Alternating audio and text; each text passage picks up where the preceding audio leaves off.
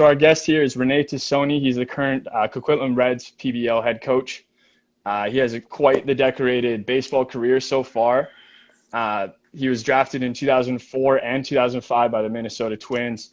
After 2004, he graduated high school, opted to go to college at Chipola College, and then was drafted once again after his freshman year. That's correct? Yeah, that was correct.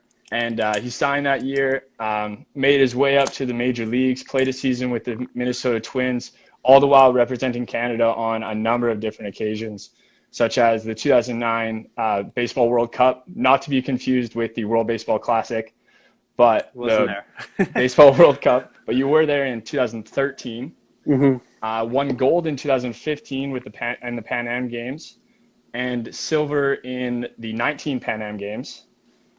Played on the 17 WBC team as well, correct? Yeah, 17. 13, And 17. and then the WBSC Premier 12 twice as well. So Yeah. how many times would you say you've worn Canada across your chest? You know what? We were talking about this last trip in Korea. I think, well, including the junior team, I think I've been on maybe 14 different tournaments, 13 or 14 different tournaments, including the junior team. So yeah, a lot of my career has been part of Baseball Canada. Right. And at full circle now, you're back with the Coquitlam Reds, where you played your PBL ball. Yeah. So let's start there. Let's start Okay. as an amateur in PBL. Let's just walk through your high school years, what that looked like in the league. Who was in the league at that point? That would be notable names. Um, Yeah. like coming up then was probably in with the Reds was me, Sean Bowman. We had Mike Goss, Sean Schaefer. Um, and we had a pretty threatening team my grade 12 year. But yeah, I started off on the Red Legs at the time, like we call it the juniors now. And then I was there for a year, and then had the opportunity to play with the Reds for 4 years. So I went up as, or 3 years, grade 10, and then 11 and 12.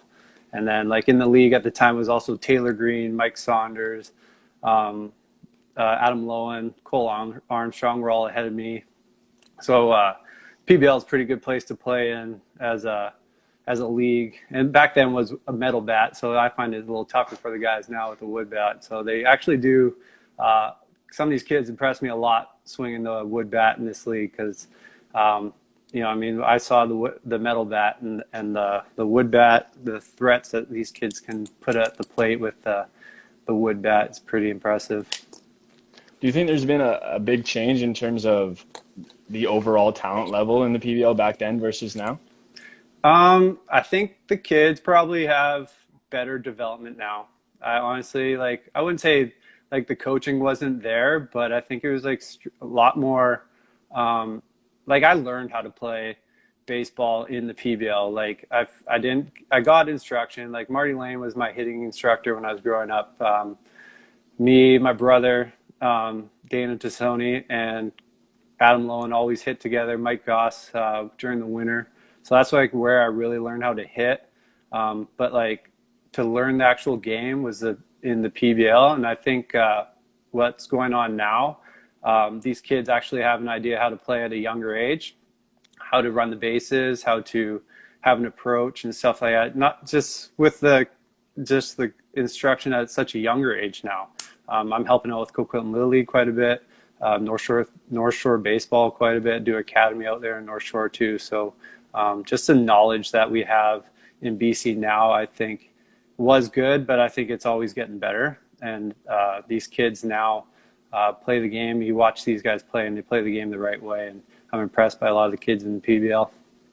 How far do you think the new approach heading into data analytics, having hit tracks, Rapsodo machines, how much does that help at younger ages? It's hard to say, right? I was involved with that with the Atlanta Braves with the data, and you can do it in this league, but I'm more of a guy that wants to get these kids just to play baseball hard, play the game hard, be an athlete, get guys out.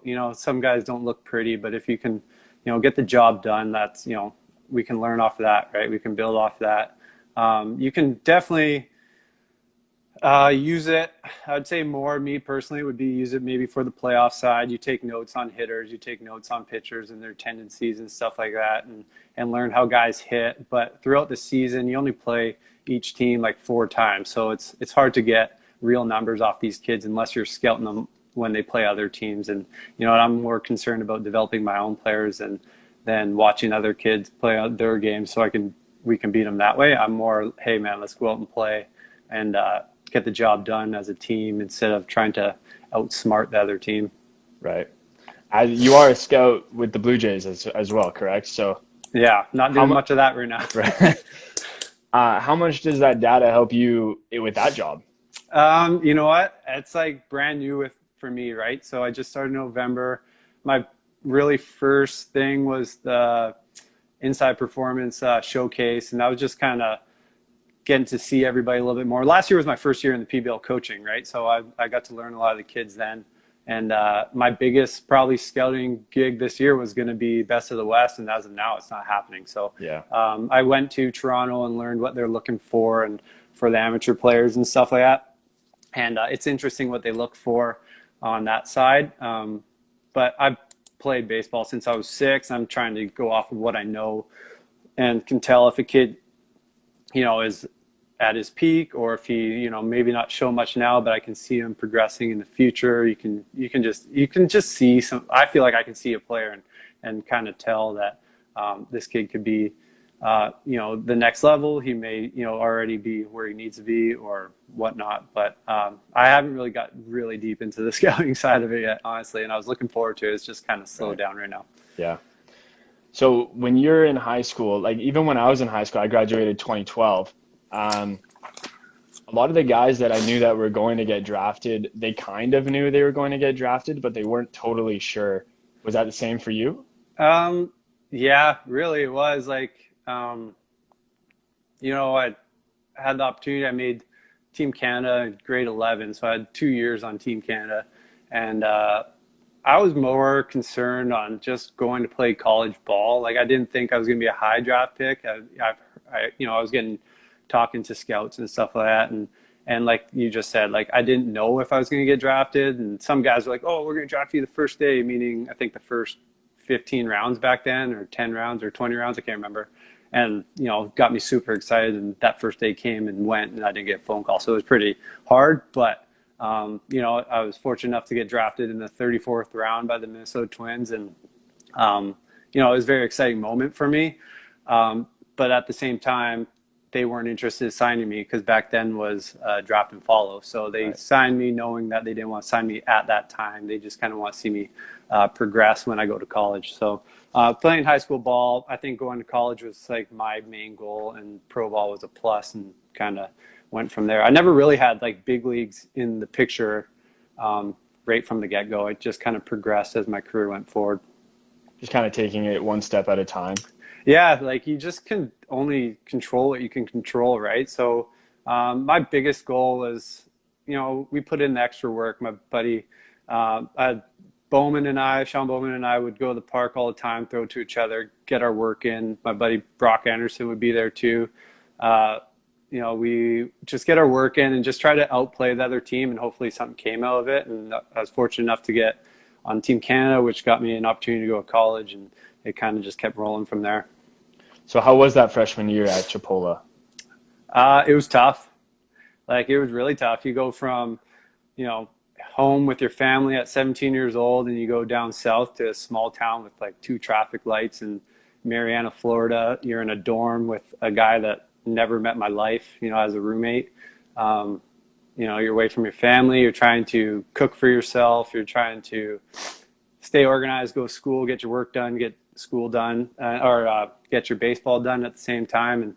And back then, like Chipola wasn't easy school baseball wise. Like our manager didn't really like to cut guys. He wanted to stress guys out, like meaning he would physically put us through the ringer, like running and all sorts of stuff. And he pretty much made kids quit, right? And the tough survived, and he wanted the tough kids to stay on his team. And my first fall, so in 2005, I came home and I was like, I was stressed right out. Like I didn't want to go back. I really didn't. It was hard. And then I'm glad I did. You know what I mean? I'm glad I went back. I just fought through it. And, you know, Jeff Johnson was my coach there, and he, you know, treated me like a son because he knew I was away from my family and stuff like that. So it was tough, but I'm glad I pushed through it and made me made me grow up, I would say.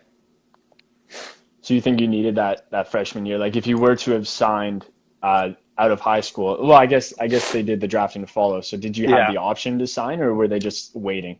No, they didn't have the option to sign. And you know what? After sign, so I went back.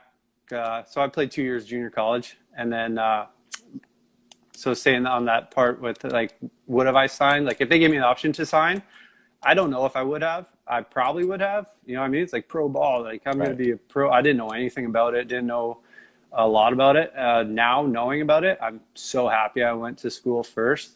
I think it helped me grow up because once I did get to pro ball, I played with kids straight out of high school, and you could just tell how immature they are, and it's stressful for them too. You know, they got a lot of money. Some of these kids got millions of dollars out of high school, and now they're coming to play pro ball, and pro ball is not in the minor leagues is not it's not very fun. Like it is fun, but it's like it's a grind. And people say it's a grind, it's a grind. Like you go to the park, it's like in instructs or extended. You're at the park at like 7 in the morning. You don't get home till like 5 at night, right? And you're eating at the time when I was there. You're eating Chick-fil-A for lunch, and you know, and just trying to get by. It's a lot better now. They got better nutrition and stuff like that. But just long days and I just feel like going to college, even though Chipola was a small college, I feel like that just helped me grow up a lot more and got me mentally tough for the pro side.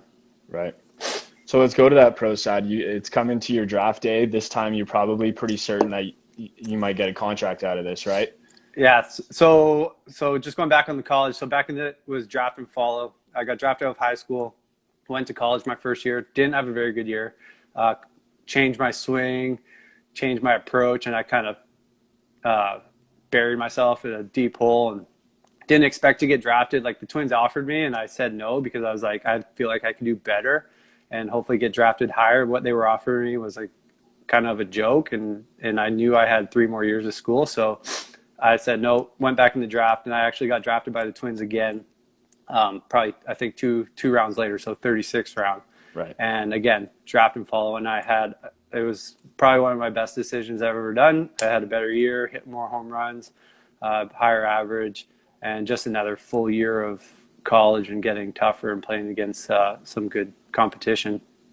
I can imagine it would be tough going into pro ball, having a tough year, and then having the confidence to be like, yeah, I didn't hit at junior college, but maybe I'll hit in professional Pro ball, baseball. Yeah. exactly right. And I was using metal bats, like yeah, exactly, yeah. You struggle in college, you really think you're going to transfer over Right. and compete in pro ball. So yeah, did a draft and follow again, and then right before the 2007 draft, or 2006 draft. So I was a draft and followed '05. I signed like a week before what's it called? Right before the next draft for, you know, still not a lot of money, but it was my goal after that was I had schools in line to go to, but I knew I wanted to play pro ball at that time, just kind of start my career. Right. So you started your career, but while you're making your way up to the minors, you're playing in a bunch of international tournaments, right? Oh yeah.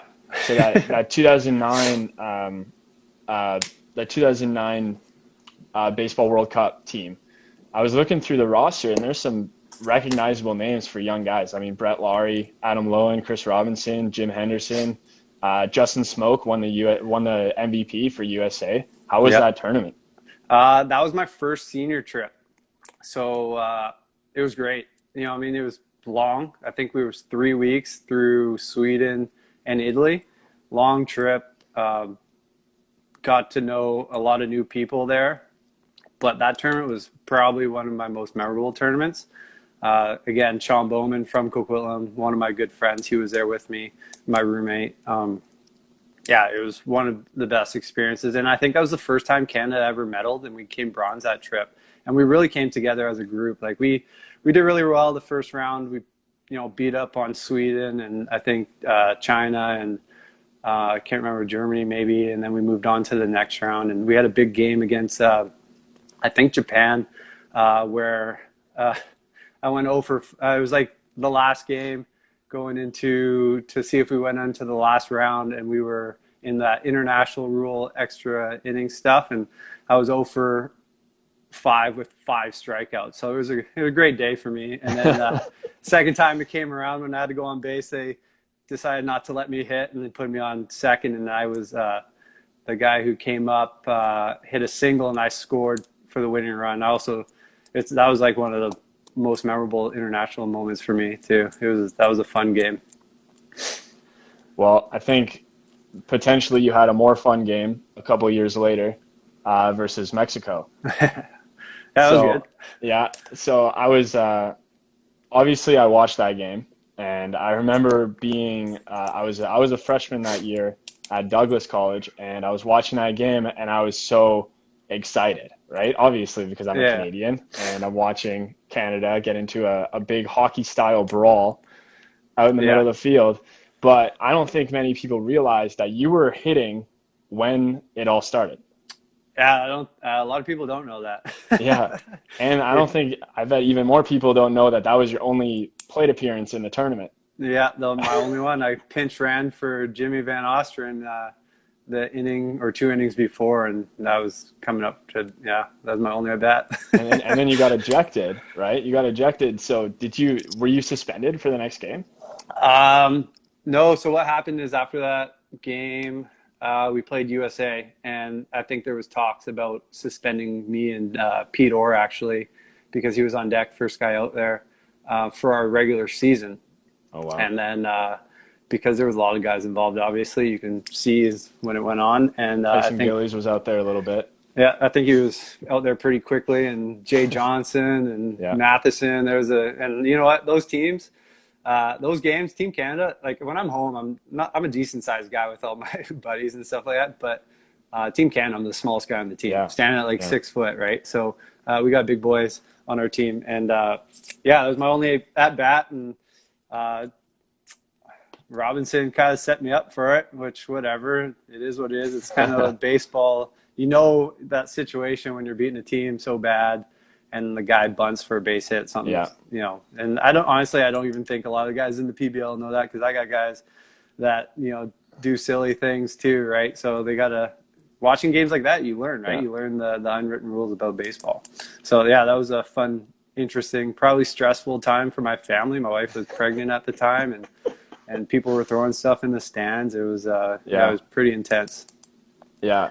But it wasn't that bad of a play. I mean, you guys had gotten crushed by Italy, so you had a tough run differential going in, and you guys needed all the runs that you could get. Yeah. So from that, if it were a regular game, then I could see it a little bit, but I don't think it's and it's not like it was. I guess maybe it's worse because it was the catcher doing it, but if it was a leadoff guy, maybe different. But I think, you know what, if it would have been like a regular international tournament game, I think they would have understood. But because WBC is mostly big league guys and minor league players, you don't get a lot of these guys that played international ball. So they, I think they just go back to what they know on regular baseball instead of international baseball. So that's the kind of, that's exactly what we were thinking.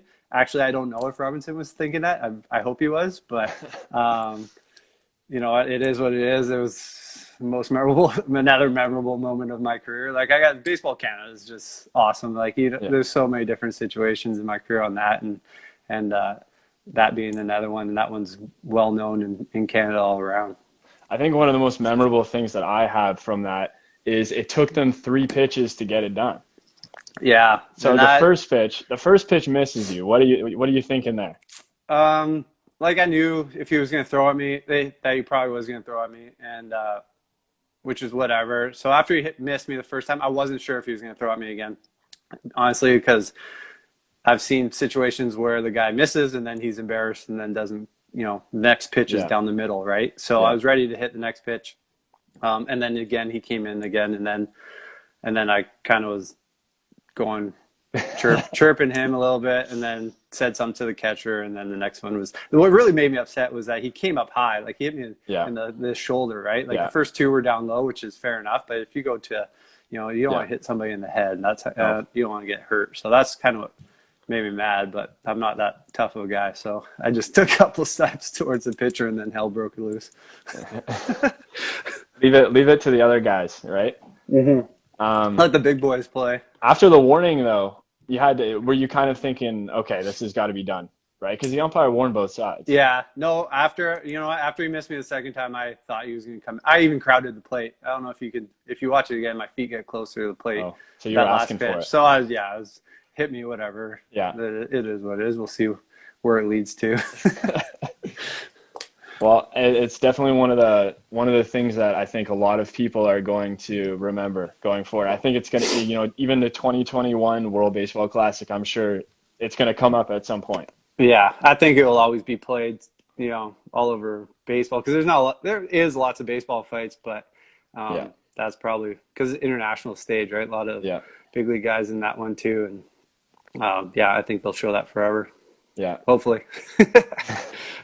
0 official at bats, but you're immortal in World Baseball Classic. Yeah, there you go. Didn't even get to run the bases. So 2015, you guys win Pan Am, you get gold, you beat USA, right? That's got to be a big moment. That was a huge moment. And that was the trip I was on. So in 2011 they won too. So they beat USA. Team Canada beat USA and won gold. I was not there. But that was in Toronto. The Pan Am games were at home. I have family in Toronto. I had family from BC there. So that was huge. That was a very fun game, especially because we lost to USA earlier in the tournament.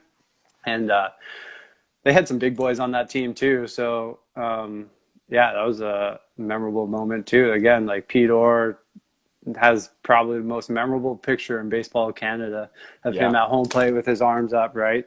Yeah, it was great. That was a fun moment too. And they Team USA threw some bullets against us, so it was a good game. You hit a 3-run home run in the third. Do you remember who was pitching? Oh yeah, of course you do. Yeah, of course, Josh Hader. Yeah, a young Josh Hader.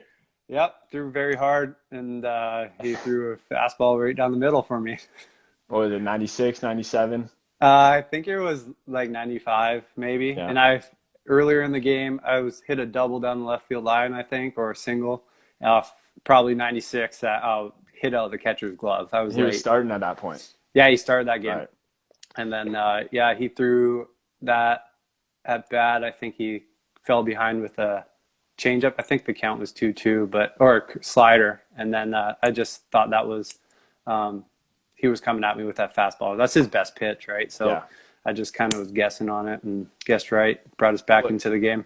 He still throws it all the time in the majors. He throws that high fastball at 97. Yeah. And he throws it 80% of the time. Yeah. He's got that weird arm slot, right? Yeah. And you know what? My career numbers against lefties aren't very good. So it didn't matter what he was throwing. He probably was hoping to just throw it over the plate if they knew anything about me.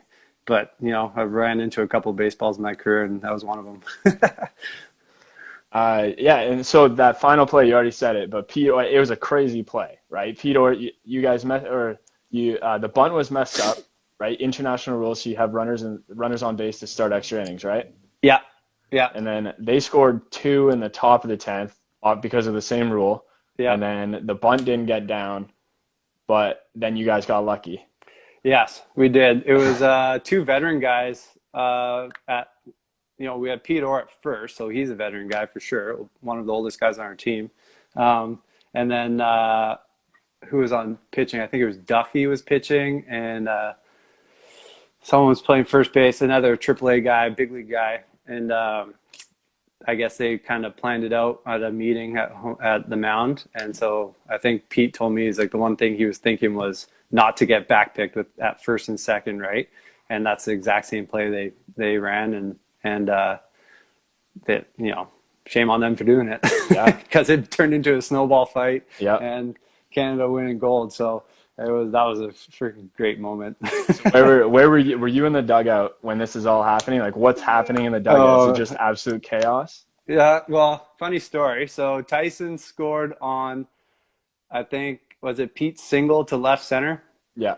And he froze. It was like a clear single over shortstop, and he froze.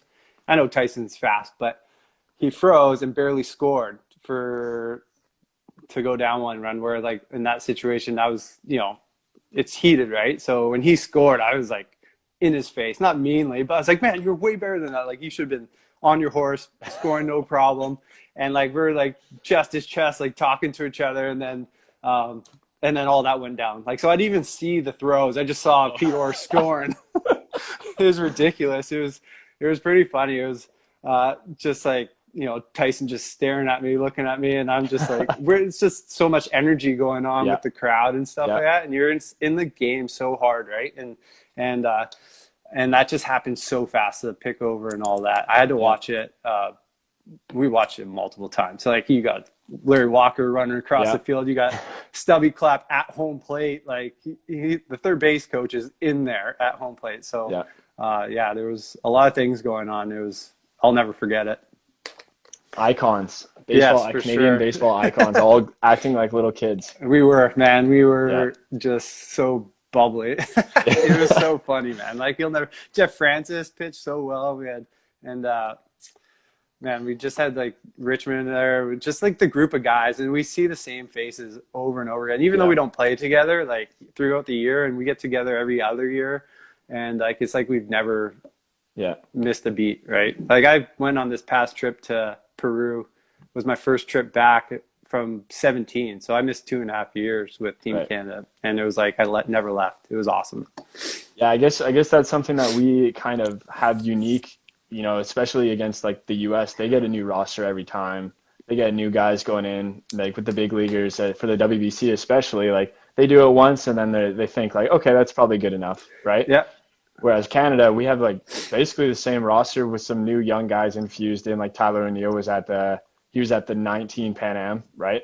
No, he was at the 15 Pan Am. He was in the Right. show last year. Yeah. Oh, that's right, that's right. Yeah. So yeah, and then tons of young guys on that 19 one though.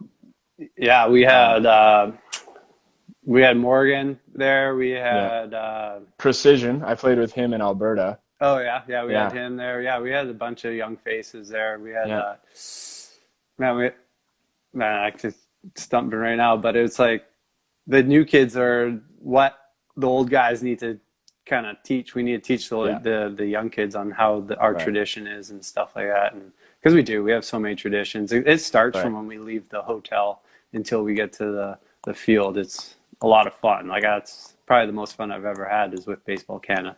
We travel with a huge speaker. We're loud and obnoxious almost. Like we're not rude, but like Right. we make sure that we're there to play baseball and everybody knows it.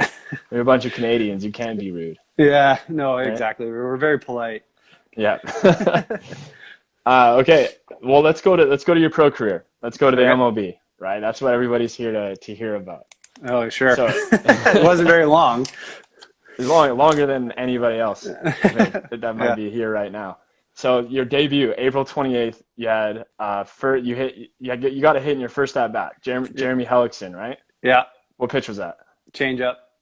Of course, it was a changeup. Yeah, and that's exactly like Morneau was in my ear. He's like, man, this guy's got one pitch. So if you want a good approach, just look for it. And I came out of the approach.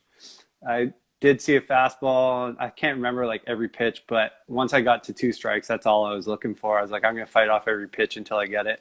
The pitch was like probably 2 inches off the plate outside, and I still pulled it for a soft single. And I actually thought the right fielder caught it because he dove for it. Yeah. And yeah, I had 2 hits off Hellickson that day. I had a RBI single later. It's funny because I had no idea who I scored at third base. Like after the game, Michael Kadire came up to me. He's like congratulated me on my first hit and first RBI, and he's like, "Do you remember who you scored on your first RBI?" And I was like, "I have no idea. I don't even know who was on base." It was just like me and the pitcher. And a lot of people don't know this. Before my first at bat, I had my first error. Yeah, I was in left field, and I hadn't played in a big league stadium probably since I was 14. I got an opportunity to play in Rogers Center, and just the depth threw me off, and I was in left field, and the line drive was hit to me, and I thought I could catch it, and I was even close. So I pulled up and it hit me in the shoulder and kicked off to the side. I had my first error right before I was hitting the next inning. Yeah. Yeah. What are the thoughts that happen when you make an error? Was that your first ball? First ball hit to me. Actually, maybe the second one. I think I caught a fly ball earlier in the game, probably in the first inning. But that was, I was embarrassed, right? Like you get called up, you're supposed to be a pro player. I put a lot of pressure on myself that first call up. But you know what? When I was stepped in the box, I felt different than what I did on defense. I was scared to play in the outfield, honestly. Like it was so big, so many people. But hitting wise, it's like just a chess match between you and the pitcher, and I honestly didn't even notice the crowd, and I was way more comfortable stepping in the box than I was stepping in the outfield. Right. So as I went through your career to prepare for this, I noticed like a trend, and it seemed to be that every time you hit a home run, it happened to be like kind of a special home run. I had some pretty good home runs in my career. I had 5, and I think 150 AVs or something. Your first home run was off Rick Porcello, right? Yeah. Who at the time, like, he was a big league starter. He was a young guy, but I mean, he's won a Cy Young. He's been a pro for a very long time, obviously for good reason. Yeah, and that was after like a 3-hour hailstorm in Minnesota. Yeah, so and I think we were losing to like 11-1 at the time too. So yes, it was special to me. But for the team, it didn't help. But the guys were great in the dugout. Like everybody was like Morneau and Kadire were at the top step to give me a big hug because they knew how special it was for me for first homer. But we're still losing 11-0 or 11-1. Yeah, and did you get that ball back? I mean, there couldn't have been anybody in the stands at that point. A funny story on that. So it would. I hit that ball and I thought I hit it really far and it didn't go out by much. Like it was like, there's like the outfield fence in right field. And then there's like a little flower pot, like probably a foot wide that goes along. I thought I hit it into the stands, but I was told it only went into the flower pot. So it barely went over. But they must have lied to you. No, I watched it. Yeah. Right. But so during the game, and they do this, I didn't know this, but like the media guy for the team goes and finds the person who gets the ball who caught the ball, and we kind of make deals. So the game was going on. I think it was like probably the 8th inning or something like that, and they bring me out to the hallway in the back of like just outside the locker room, and it was a young girl, 15-year-old girl, and her dad, and so the media guys like offering him stuff for the ball, and he was being pretty stubborn, like asking for a lot of stuff, like wanting me to go to his daughter's birthday party on the weekend. Yeah, so it's like, can you show up to my daughter's 16th birthday party? And I was like staring at the media guy. I was like, do I do this? Like, I don't know, right?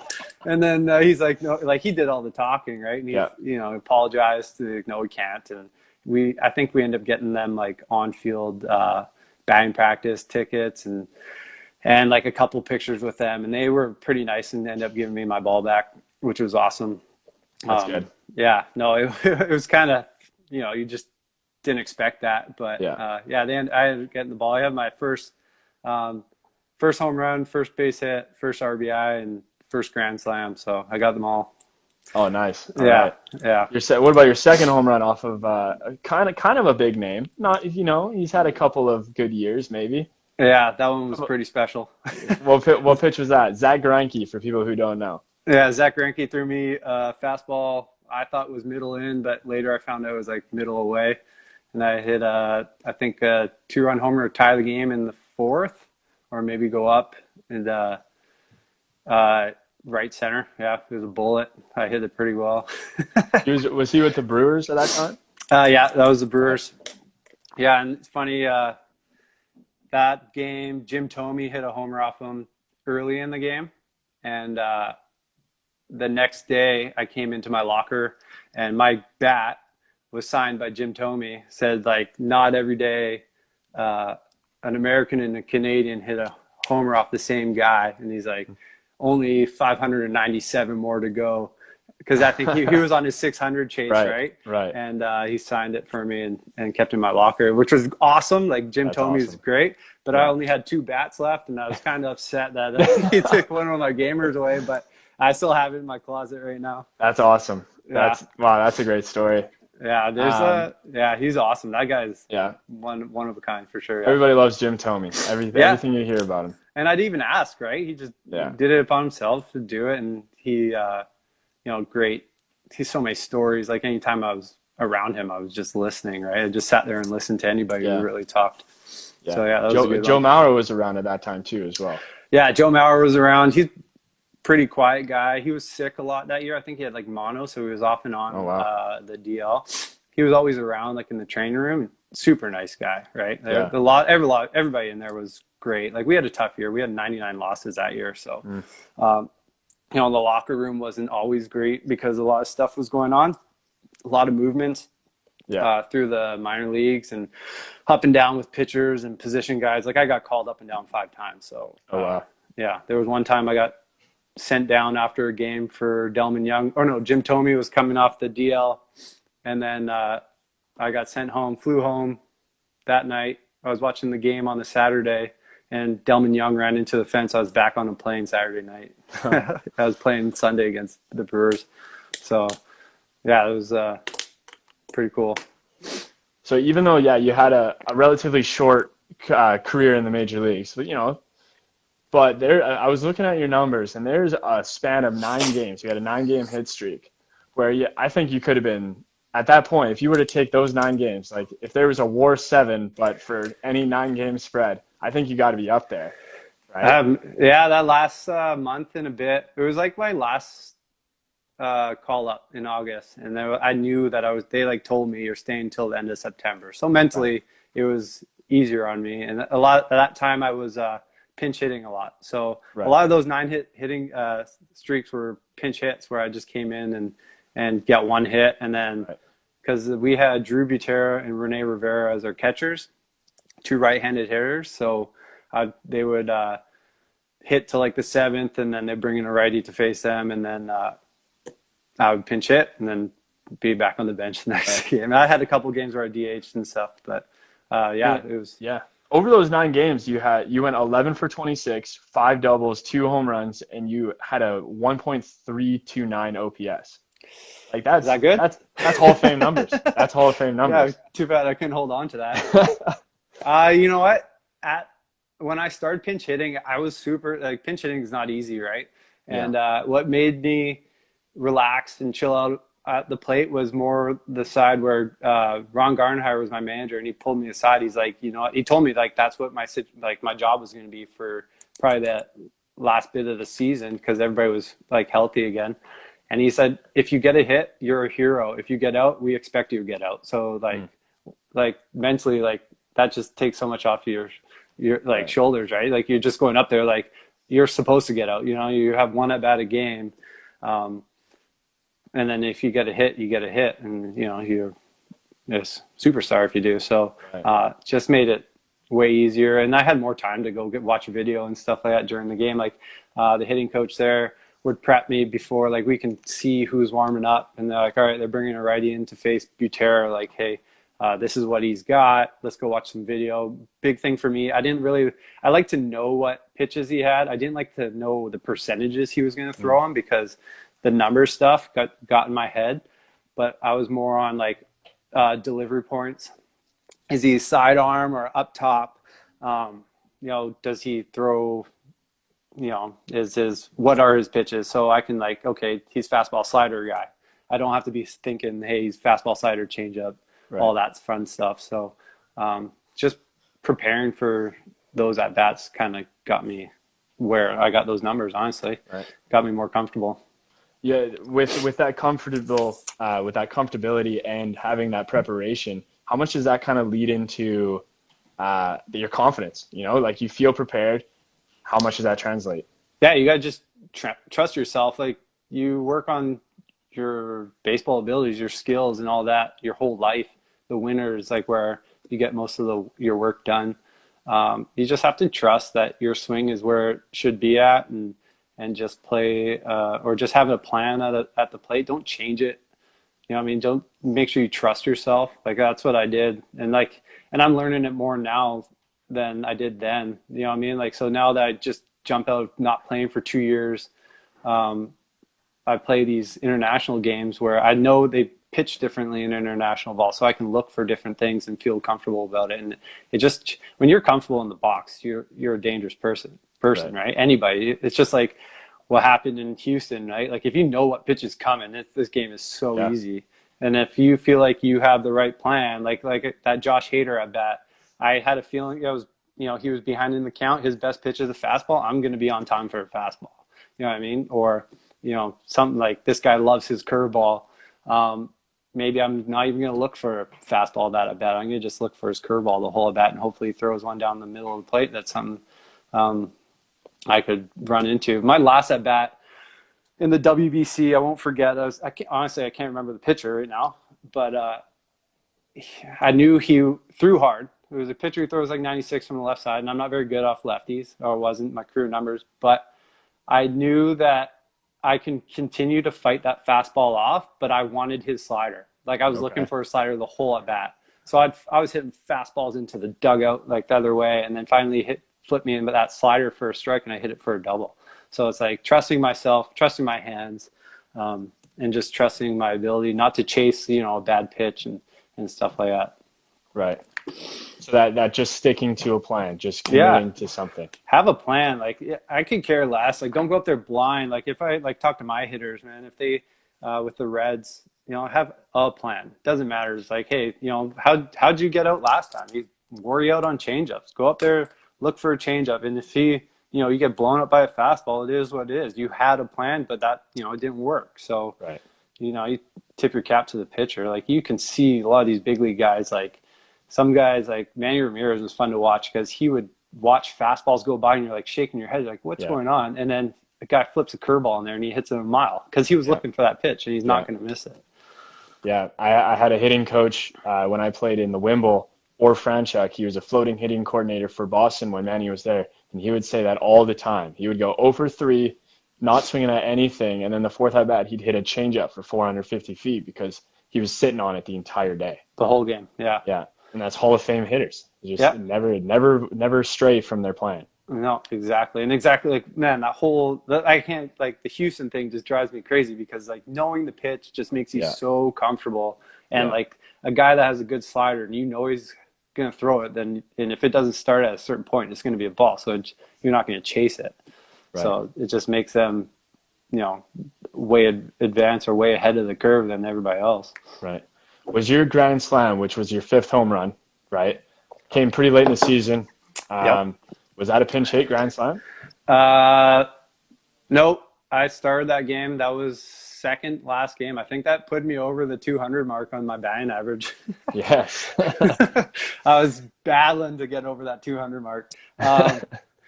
No, it wasn't a pinch hit. It was bases loaded. They brought in a right-handed pitcher to face me, I guess, or face maybe. No, yeah, they brought in right-handed. I think I was DHing that game. Vin Mazzaro. Mazzaro, yeah. And all I was thinking about was scoring the guy from third base, hit a fly ball, and he threw me a fastball down and in, and I ran into it. You pimped it a little bit. Yeah, it felt good. I didn't. It was gone. It was out of here. Yeah, and the guy who got that ball was great. He was just doing the trivia on the big screen the inning before, and then they came to behind the dugout, and the guy just only wanted a picture with me, and he just handed it over. That's a game to remember for that guy. Yeah. Oh, yeah. Yeah. I think he did win the prize that day at Target Field. Wow. I did have against Tony Sipp. I pinch hit and hit a 2-run homer, take the lead against Cleveland in the 10th inning. He was a lefty specialist, right? Yeah, threw me a cutter, ran in my bat. So you got two. You got Josh Hader, lefty guy, right? Yeah. Real tough on lefties. And then you got Tony Sipp, another lefty guy. So yeah, you may not have the best career numbers, but no, not a very good average. I remember 2009 when I was in AA. I hit 2 homers off of lefties, and it was the same guy 2 weeks apart. I think I hit like 180 against lefties that year. All right, so I got a little rapid fire game for you here. Oh, sweet. Okay, so don't think. You got to just answer. All right? Okay. What is your favorite stadium? Fenway. How many games did you play there? 3, 0 for 6. What's It your was just playing pregame? against the wall. I was playing left field. It was awesome, Oh, okay. and the fans were so mean. It was Did you get great. anything off that wall that messed you up? Because some guys look pretty Uh, silly over there. I think I played one ball off the wall, but it didn't kick. It went straight. It like bounced straight in front of me. The guy single. Pregame meal, Peanut butter and PB jam and J. sandwich in the It's the minor leagues minor for league, sure. right? Yeah. Yeah. Oh yeah. Who's your favorite Canadian teammate? I think I already know the answer. Who's that? Your boy from Coquitlam. Bowman? Yeah. Yeah, I love Bowman. There's so many guys. Like I had like roommates with Brock Kettleguard in the minor leagues, and he was on that Pan Am team. Um, my buddy Brock Anderson, I'm best friends with him now, but Sean Bowman and Brock Kettleguard are probably my two favorite. Pete Orr too, man. I got a whole Yeah. list of guys, Yeah. right? Like there's just so many different situations. All right. Hardest worker you've ever played with? With Matt Tolbert. You probably don't even know that guy. He was Nope. over the top. He was in the big leagues with me in 2011. He worked very hard to get to where he was. Favorite Twins teammate? Uh, that's tough. Like Morneau took me under his wing, so but Jason Repko took my job in AAA one time, and then we became good friends after that in the big leagues in Minnesota. Who is the fastest to the post-game spread? Pitchers, or is it one person? Either. Bullpen pitchers for sure. Who were you most nervous to meet when you got to, well, I guess spring training, you would have met a lot of guys, but who were you most nervous to meet? Honestly, the first time I met Morneau was probably the most nervous I ever was, and he reached out to me. Oh, wow. So yeah, so it wasn't like I knew him growing up. It was more I was in the Futures game in '09, and he was in the Home Run Derby that year, and or was he in the All-Star game? I can't remember. But he texted me out of the blue, and then next winter, he asked me to go down, and I kind of lived with him for 3 winters to get ready for season and stuff like that. And I hadn't even met him face to face. First time I met him, he picked me up at the airport to come live at his house for 4 months before season started. Yeah. So to press pause, because I want to ask about, is he, in your eyes, like the epitome of what a leader would look like? Yeah, for sure, man. You lead on the field. He's quiet, but he can speak up when you need to. And I kind of was like that my whole career too. I didn't like being a hoorah guy. I like just working hard and showing my work ethic, and hopefully people follow along. And I think I turned into more of a verbal guy because there was a lot of guys that nobody talked, so I felt like I had to as a leader. And Morneau is definitely that guy. You can see works hard, and he earned everything he's got, and he'll talk when you need to be spoken to. He'll call you out, and he'll encourage you and all that. So definitely. Right. Okay. Favorite baseball movie? Sandlot. Good pick. Try to play right now, but all the parks are closed. And okay, so real quick, we won't spend too much time on it, but your coaching career, you're a hitting coach in single A for Atlanta. Yep. So in 18, I was a double A fourth coach in 17. Right. Yeah. So Atlanta has some pretty good prospects coming up. Anybody we should be looking out for? My whole 2018 team is in the big leagues now with like Mike Soroka, Max Fried, Ronald Acuna, Austin Riley. The whole team's in the big league, so they're pretty good. Tristan Pache, I think it's Christian Pache, was with me in high A when I was a hitting coach. He's pretty good. Great outfielder, like one of the best outfielders I've ever seen. Arm, range, can hit, can run. We had Drew Waters. I told him he's the reason why I quit. He's really good. He's really talented. High school kid. He's super good, but very confident. I love the kid though. Like I love kids like can be confident and carry themselves well at the same time, which he didn't always do. Right. Who else was there? We had Contreras' younger brother, I think is William. He's pretty good. Yeah, they got the Braves, man, their minor league program is stacked. A lot of pitchers too. Like Kyle Muller, big lefty, throws hard. Yeah, I could go on for a while. Right. So yeah, I'm sure, being that you coached them at such a young age, but yeah, I'm sure you can tell us something we don't know about Ronald Acuna Jr. You know what? Acuna is a great kid, and I think they did really well with him, as in just let him play. He just Yeah. had the ability. Like, man, I coached first base, and watching him hit the ball all over the park, just embarrassing pitchers is. And he didn't even work with hitting coaches. The only thing that he really was like things that were addressed were like sometimes his lack of hustle, but he would the kid could run. It's hard. The kid runs under a four to first base from the right side, which is silly fast. Right. And then you see him dog it on a fly ball, let a ball drop, like some silly stuff like that. But he was 18 or 17 at the time, so that's just stuff he needs to learn. That is a trend in professional baseball nowadays, especially with superstars. Um, you get some people saying like, "Don't injure yourself," but if you can't run a hard 90, then should you be out there? Yeah. Right. So especially as an outfielder. Yeah, I know. Like, that's how I hurt myself. I blew out my labrum and rotator cuff by running into a fence and then picking up the ball and throwing it to second base, and I could barely throw it, and it just tore everything apart. Man, it's hard to respect a guy that doesn't play the game hard. That's the way I feel. I feel like that's just all I preach with the Reds. I just say, I'm not gonna get mad if you try to get a double out of a single. Like, let's push your limits, and then you learn from your mistakes. Right. What does playing the game hard look like? Hustle. You know what I mean? Hustle, pay attention to the game. The hustle is number one. Like, that's what, Bill Green pretty much drilled in all of our heads, is like, anybody can play this game, but if you can out hustle everybody else, you're going to stand out. You better be dirty by the end of the game, kind of way I think of it. Rest in peace to the late real Bill Green. Yeah, I was just talking to Wes Taylor, our GM of the Reds, about it, and he was like, we were talking about like, what is your memory of Bill Green? I was scared of Bill Green. Like, Bill Green scared me. You know what I mean? He was a hard coach, but he taught me how to play, and he made sure everybody played the game hard, because you don't always have the best athletes, but if you play the game hard, you can respect anybody.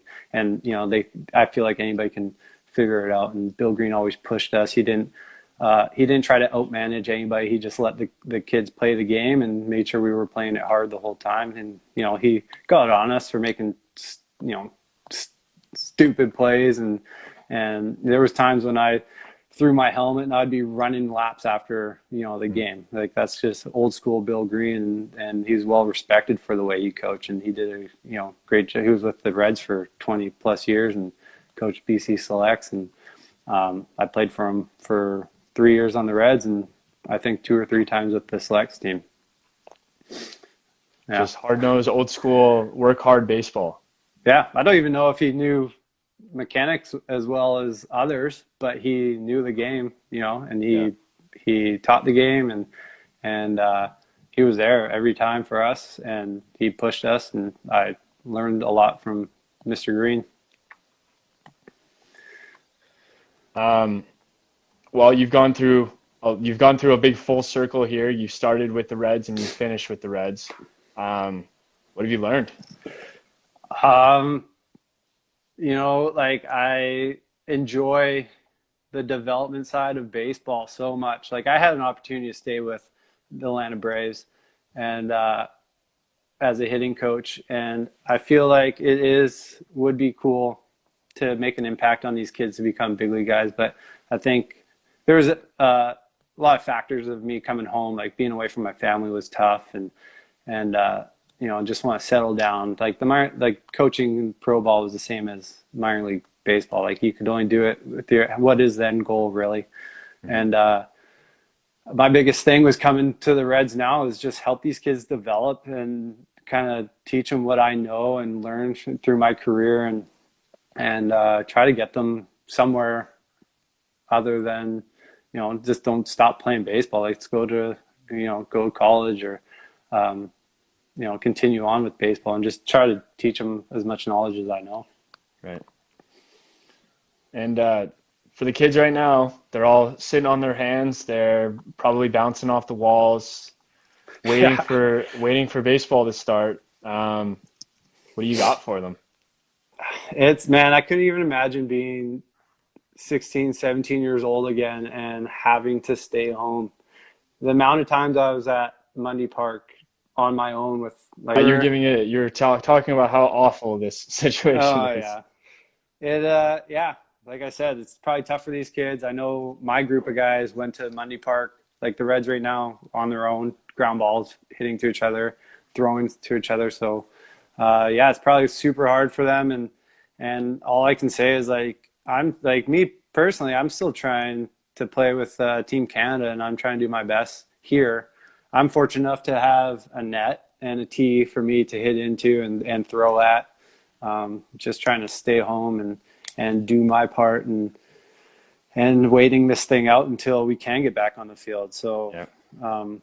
it's disappointing because these kids have worked so hard. Like my team, like the Reds, like these guys have worked so hard all winter to, either make adjustments in their swings or pitching mechanics and arm strength and all that.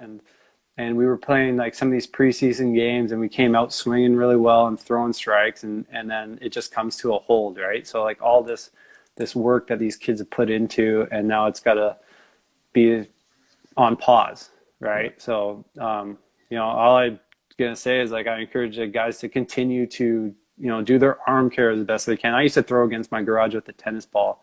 I know it's a little lighter than a baseball, but, we're supposed to stay home if you can, throw against a brick wall or something like that with a baseball and do what you can baseball wise. What's great now is like there's so many I was thinking about this the other day. I used to watch video late in my career and work on my timing off of pictures off of video. Like I would just stand up and I'd watch like a home plate view of a pitcher throwing the ball home, and I just used to stand there and just kind of work on my timing. Like it could be little things. You got to do as much as you can to stay sharp. I know we're going to have time to get, hopefully have time to get back on the field and practice for a couple of weeks before we get going. But the most important part is keeping your arm strength there and just so, we avoid injuries when season starts if we get going.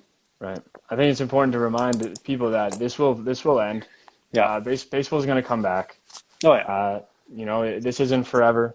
So it's just a long pause. And it's tough for those kids who are trying to go to school next year too. Yeah. Like it's, I've been talking to schools for guys and what are they doing too? Are they recruiting? Not like the conversations are pretty quiet right now. So it's just like it is. It's just it's pause. Everything's on pause right now. Yeah. Well, I think it's all going to pick up. And when it does pick up, I think it's going to start happening pretty quick. Yeah, it is. And it's going to, we're going to have a lot of games. I think we're going to have to obviously adjust the schedule and, maybe lengthen the when we end and probably more double headers like through the week or, more week games and stuff. So, should be coming back hopefully sooner than later. Right. Well, just to finish up here, I have a couple questions from people who wrote in. So Tyson Gillies, your former teammate, wrote in. He said, "What is your deepest fear?" I wasn't sure if that's an inside joke or if that's a real question. I thought I'd ask. I think it was a joke because I have no idea. I even texted him. He just laughed. I have no idea what that means. They used to be left-handed pitchers, but not anymore. All right. Murray Seward on Twitter wrote in and he said, "What's your advice for kids regarding the JUCO route, D1 route, or professional baseball route?" Yeah, I think it depends on who the kid is, where you're drafted, what your schooling looks like, and stuff like that. Me, I was talking to D1 schools in high school, and I think because Cole Armstrong and Adam Lowen went to Chipola, and I had the opportunity to go to Chipola was like kind of the reason why I went that way. Yeah. I also wanted to be drafted. Like after I got drafted once, I was like, oh, pro ball is like my next goal. So when you go D1, you have to wait till your third year. It depends where you're at in your career too. Like a lot of kids can develop in at that 3 year time and get drafted pretty high. So, me personally, I encourage going to school, just because I feel like it'll help you grow up. But if you're, top 5 rounder and you're going to be a game changer right away out of high school and you're mature for your age, then obviously you can handle it. But it's like the minor leagues is tough, and especially if I did it at 17, going there and trying to get an apartment with 6 guys and really trying to take care of yourself is tough. I didn't have a car out there, and so it depends on what type of player you are, and like the D1 lifestyle would be great. And I don't think a lot of people know that it's like you go D1 and you go there for 3 years, and some of these guys take private or jets to their games or flights, right? And then you go to the minor leagues and you're on a 12-hour bus ride next to a guy and the AC doesn't work. So the minor leagues is definitely a grind, and it's making it to the big leagues is definitely makes it worth it. But those guys who didn't get the opportunity to play in the big leagues grind it out for so long and don't, that end goal never happened. I feel bad for them because like it sucks being away from family and living like that. Last one, Bruce Byro asks, who's the toughest pitcher you've ever faced, whether that be in the big leagues, international, or even in relative to your skill level when you're in PBL? You know what, though? I never really went up to bat thinking this guy's good. I always thought I got myself out. If I ever got out, it was my own fault. It was never the pitcher's fault until I faced CC Sabathia, where that guy made me look silly. I had 3 at bats, I think 9 pitches. I struck out 3 times. That was a tough day for me. He was with the Yankees, his first year with the Yankees, I think, and then he wore these oversized pants and that flapped in the wind, and he was a pretty scary pitcher I faced when I was in the big leagues. Well, he'll be a Hall of Famer. Yeah, he will be, which is fair enough. I'm fine with it. Yeah. I never, Sale would have been another guy I didn't want to face. And I was lucky enough to get pinch hit for every time he came into the game because he was relieving for the White Sox when I was up in the big leagues. I'm going to steal one from my personal favorite podcast. I listen to Starting 9 a lot, and they always like to ask their guests, if you could face any pitcher ever, doesn't matter what year or anything, who would it be? And do you think just to see, doesn't even matter if you think you'd do well. That's I have no idea, honestly. You could go back to Maddox or whatnot, but Randy Johnson was probably a pitcher I would never, ever, ever want to see, but it would be nice to kind of stand in and see what it was like. And even Chapman, I never had the opportunity to face Chapman. I don't like lefties, but I like, but you want to see. I'm up for the challenge, obviously, every time. I'm not going to be oh no, here, pinch hit for me. 101, man. I remember the first time I faced somebody throwing 100 and I had no shot. Who was that? Green, I think his name was. He was a minor leaguer with the Jays. And I kept fouling balls off. This was leading up to the 17 WBC. We played a pregame against the Blue Jays, and I was hitting every ball in the dugout, and the guy on deck went to the other side. You don't see that in pro ball, when the kid he went behind you. Oh yeah, he went to the on deck circle behind me because I almost killed him 3 times. And then finally, this guy throws me a changeup. I've never I think the hardest pitcher I ever faced was 98. And he was pumping 100, and I was trying to shorten up everything. I still couldn't catch up to the fastball. It was tough. I see your boy Giordano Mesimo's on this. Tell me, 5 times out of 10 you're taking him over the wall. Gio? Yeah. I'm hitting a homer off Gio? I hope so. Because if he freaking chirps me after he hits a home run off me in batting practice. So yeah. That would be a fun at bat. I know what he's gonna throw. So all right, yeah, it's going to be a fastball or it's going to be a breaking ball. Yeah, I'll eliminate it. Hopefully there's strikes. That's all I'm looking for. Yeah. All right. Well, thanks a lot, Rene. I appreciate you coming on. This has been great. So everybody out there, this has been Rene Tosoni, the owner of Zack Greinke. And this has been quite a pleasure. I really appreciate your time. Thanks for coming on. Thanks for talking about your experiences. This has been great. No, this was awesome. I really appreciate the opportunity, and it was fun talking with you. It's it's right now being isolated at home, not much going on. So this was great. Thanks again. All right. Thanks a lot. I appreciate it. All right. Cheers. Take care.